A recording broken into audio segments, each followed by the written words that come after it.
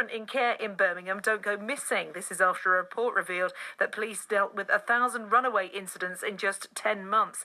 Now, it's thought a third of those children were looked after by social services. The figures from January to September 2015 show that some children disappeared multiple times.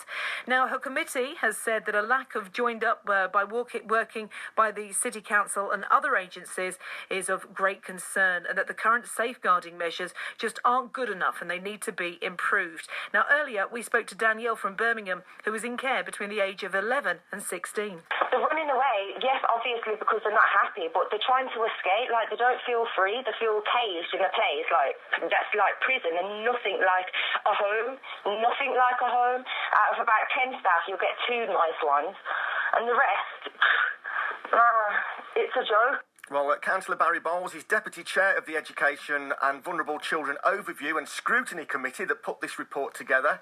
So, good morning, Councillor Bowles. Good morning, Des.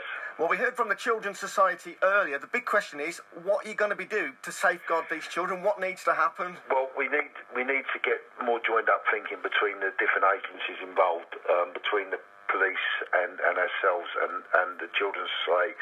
So all the agencies involved are singing from the same hymn sheet, and that's what our overarching recommendations when we did the report actually said.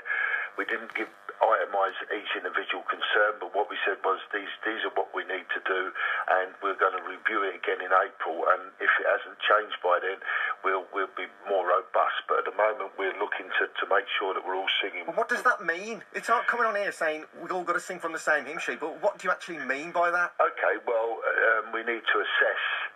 When we make assessments, we need to make sure that our assessments are done exactly the same as the police, or the police are the same as us, i.e. the difference between missing and absence. If you look at the police assessment of what absence is a person that's not in the place where they're expected or required to be, and there's no danger. We're a bit worried that maybe that assessment is not strong enough, and they need to look at it in a slightly different way. We will never stop young people that are in care from going missing.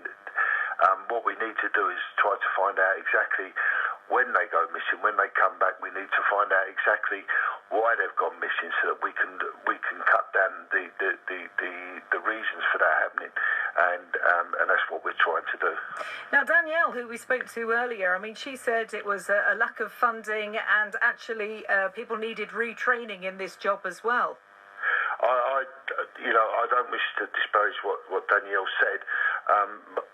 The Monday before Christmas, I attended every Birmingham home in the city and spoke to the staff and spoke to the young people as well. And that wasn't my view of the young people that I spoke to. Obviously, they're very vulnerable young people, and we need to look after them. And where we find problems, we will remedy those problems and put them straight. But that wasn't the view that I got when I went to visit all the homes the Monday before Christmas. But surely, if everything's rosy, I never said everything was rosy. But all these wouldn't be going missing. There wouldn't be 1,000 runaways. The only way you can stop people from running away is to lock them in rooms, and that's not what we can do or want to do. What we need to do is find out the reasons for these very vulnerable children, why they're doing what they do. They're very vulnerable, and we need to make sure that they don't go missing. And when they do, we need to find out why, and then remedy the situations of why they've gone missing.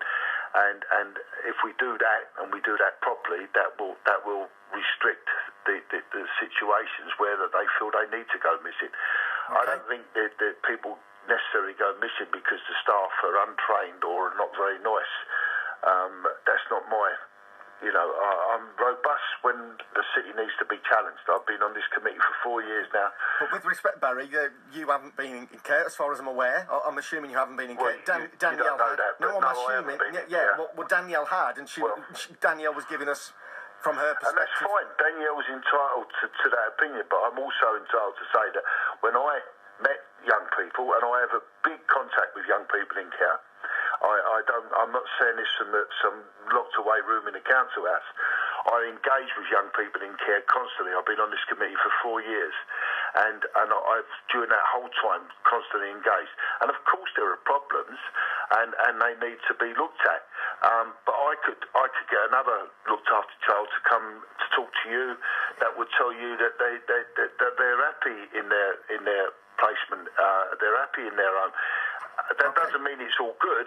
All I'm saying is that there is a variety of reasons why this happens. Okay, well, we're going to leave it there then, Councillor Bowles. That's Councillor Barry Bowles. And Mark